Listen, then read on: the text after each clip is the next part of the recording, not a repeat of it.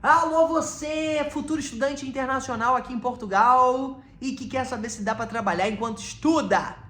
Sim, dá para trabalhar enquanto estuda e no vídeo de hoje eu vou resumir tudo para você em alguns minutos, o que você precisa saber e as formas que a legislação de Portugal tem para facilitar a tua jornada de estudante trabalhador, né? Estudar e trabalhar não é fácil, mas dá para fazer e para salvar um dinheirinho também, porque afinal tem que se sustentar. Vou te contar no vídeo de hoje, bora lá! Transforme sua vida, espalhe pra geral, estude em Portugal.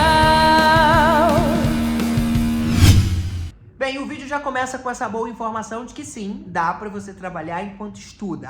A legislação diz isso, ok? Mas é importante que o seu documento oficialmente permita isso. E aí, o que acontece? Quando você faz a troca do visto de estudante, que é o documento que você tira ainda no Brasil para poder chegar aqui, quando você troca o visto, que é um adesivo colado no passaporte, pelo cartão de residência, deixa eu ver se eu tenho o meu cartão de residência aqui pra mostrar pra você. Tô com o cartão de residência aqui, tô tampando as informações, mas isso aqui dá pra você ver, tá vendo? Tá escrito, olha, permite o exercício de atividade remunerada. Então, quando eu fui trocar esse cartão, que esse no caso, o meu é da Ana, que tá aqui no escritório, mas pronto, ela achou primeiro dela. Quando eu fui trocar o visto por esse cartão, eu solicitei isso, olha, eu quero poder trabalhar enquanto eu estudo.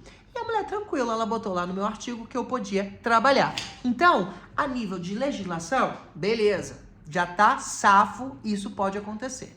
Agora, na prática, Igor, como é que isso funciona? Tenho 2 pontos importantes que vão te ajudar a se preparar para trabalhar enquanto estuda, que são 2 coisas que você tem direito, estudante. A primeira coisa é o Estatuto do Estudante Trabalhador. Esse é um termo que você, quando já tiver matriculado na faculdade, vai poder chegar na secretaria da tua faculdade e pedir esse termo do Estatuto do Estudante Trabalhador. Tenha atenção que algumas faculdades podem ter um calendário específico para você pedir isso, tá? Então, quando você se matricular, você se informa na secretaria da faculdade qual é o período que você pode entrar com o Estatuto do Estudante Trabalhador. E esse procedimento, você vai precisar ter um documento firmado pela faculdade e pela sua entidade patronal, ou seja, a empresa onde você está trabalhando. Então, é como se fosse um acordo entre a faculdade, a empresa e você, de que você vai honrar com as necessidades que você tem que fazer, né, como estudante, mas também que você vai honrar as atividades que você tem que fazer como um trabalhador. E aí alguns benefícios surgem, como por exemplo, você não reprovar por falta, isso não acontece, né? Você não vai reprovar aquela disciplina por ter faltado aquelas aulas. E aí muita gente utiliza esse termo para poder não ir em aula nenhuma, é verdade que isso acontece, mas para você ser aprovado na disciplina, você tem que fazer a prova e tem que passar na prova. Então, assim, não vale a pena você também abandonar a aula porque você tem o Estatuto do Estudante Trabalhador, porque não vai adiantar nada, você vai ficar pagando a faculdade e você não vai concluir o seu curso. Por quê? Porque para você passar nas disciplinas, você tem que fazer a prova, a avaliação, seja lá o que for que o professor definir que vai ser ali o método de avaliação. E você tem que ter uma pontuação superior, né, à pontuação de média ali. Então, vai exigir de você uma disciplina muito maior, um self-study da sua parte, para você ir acompanhando o que o professor está ministrando na sala de aula e acompanhando, fazendo seus estudos nas horas que você consegue, para quando chegar no dia da prova, você conseguir fazer isso. Outra coisa interessante é que você tendo o Estatuto do Estudante Trabalhador, caso você não possa comparecer no dia da prova marcado, teoricamente, você tem o direito de solicitar a alteração desta prova, a alteração da data desta prova, que vai ser exclusivamente aplicada para você. É claro que é importante você entender que esse é um direito seu, mas que convém você estar sempre conversando com o professor e ter uma boa relação, porque tu sabe que se o professor quiser lascar com você, ele vai lascar, seja qual forma for. Então, assim, vai na maciota, vai devagarzinho, não chega lá quebrando o pau logo não, porque senão o professor não for com a tua cara, não vai adiantar você ser estudante trabalhador, não vai ter quem te alivie. Então, tenha atenção a essas possibilidades, beleza? Por outro lado, você também pode utilizar esse termo do estudante trabalhador na tua empresa que você trabalha. Então, imagina que você tem que comparecer determinado dia para fazer uma prova, um exercício específico, ou uma visita de aula de campo. essa empresa, ela também tem que ter essa flexibilidade de te liberar naquele dia, porque você precisa comparecer na universidade naquele dia. Então, esse termo, ele serve para aliviar dos dois lados. Então, é claro que você tem que ter aqui uma boa negociação e jogo de cintura, tanto com os seus professores, quanto com a sua entidade patronal. E é claro que quando eu falo que você vai poder faltar várias aulas, né, que eu falei no início do vídeo, você vai ter que justificar essas aulas. Então você vai ter que entregar um comprovativo da empresa dizendo que naqueles dias você realmente está ocupado daquela forma. E eu separei aqui 3 requisitos básicos para você conseguir solicitar o Estatuto do Estudante Trabalhador. Primeiro, você tem que ter a prova desse vínculo trabalhista, ou seja, você tem que ter um contrato de trabalho com uma empresa para poder mostrar que você realmente é um estudante trabalhador. Aqui existe uma jogada que pode facilitar para você também, estudante, que é trabalhador independente. Então você que tem atividades abertas nas finanças, ou seja, tipo o MEI que a gente conhece do Brasil e que aqui chama de atividade aberta nas finanças, se você for nessa situação, não for um contrato de trabalho, você também pode solicitar o Estatuto do Estudante Trabalhador, porque afinal você é trabalhador a nome individual e você também tem os seus compromissos, você também vai poder utilizar isso como um comprovante deste vínculo trabalhista. Segundo, você precisa estar matriculado numa universidade, né? Você precisa estar frequentando um curso no estabelecimento de ensino superior ou de ensino secundário. Então, se você não está dentro de uma instituição de formação, nem faz sentido você também pedir o Estatuto do Estudante Trabalhador, né? Você tem que ser estudante e você tem que ser trabalhador. E o terceiro, você tem que fazer um pedido formal. Então, lembra que eu falei no início que tem um período específico que você faz esse procedimento na secretaria da faculdade?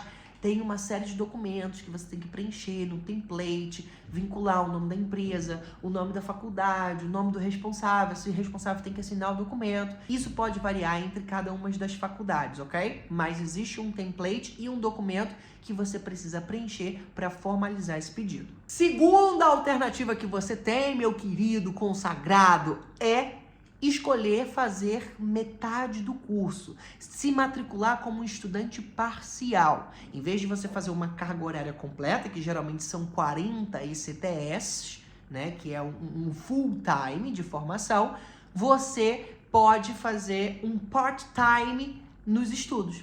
Então você vai escolher uma quantidade menor de cadeiras, como é chamado aqui em Portugal, uma quantidade menor de disciplinas para poder cursar. E é claro, fazendo isso, o seu tempo total de formação vai alargar, vai demorar mais tempo para você se formar, porque em vez de você estar fazendo 40 CTS, você está fazendo 20, né? Mas você vai ter uma carga horária mais livre para poder conciliar o trabalho com os estudos. Então, essa é uma das vantagens também de escolher ser um estudante parcial. Lembrando que isso também tem datas específicas para poder se matricular neste formato na secretaria da tua escola, da tua faculdade, beleza? É interessante que você faça esse enquadramento no início do ano letivo do seu curso, tá? Depois, algumas faculdades até flexibilizam você mudar esse enquadramento de parcial para completo, mas isso vai depender de cada uma das faculdades. As vantagens desse processo é que você tem uma flexibilidade maior, e aí você pode escolher, imagina,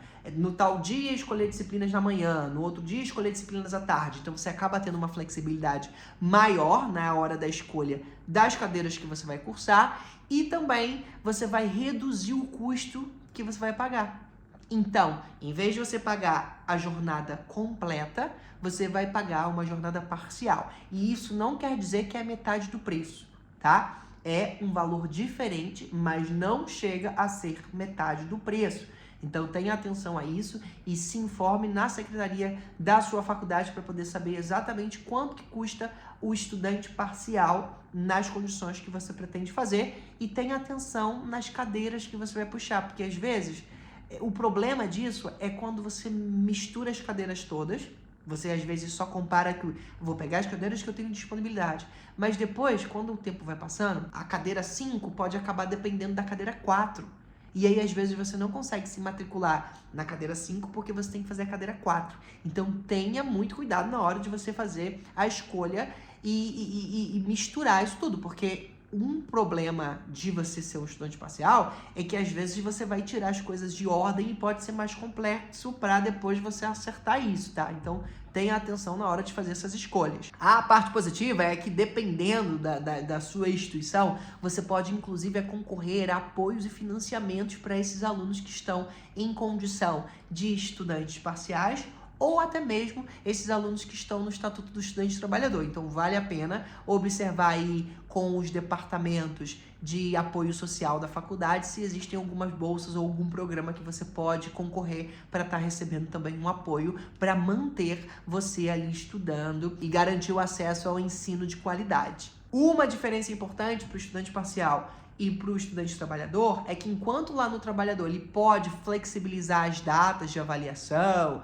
as provas, as datas, negociar com a empresa e com a faculdade, o estudante parcial não tem isso não, tá? Ele tem que fazer as datas e as provas no dia que é combinado e ele também precisa honrar a presença dele em geralmente 75% das presenças, porque se ele não tiver todas as presenças mínimas, ele chumba, que é como diz aqui em Portugal, né? Ele reprova aquela cadeira. Então, atenção, que são coisas diferentes. E aí, me conta, você escolheria qual? O estudante parcial ou o Estatuto do Estudante Trabalhador? Deixa aqui nos comentários qual que é a sua dúvida sobre esse assunto e qual é o próximo tema que você quer ver aqui no nosso canal. Te espero no próximo vídeo, já se inscreve, deixa seu like e tamo junto aqui no Estúdio em Portugal. Até mais, tchau! Transforme sua vida, espalhe pra geral. Estude em Portugal.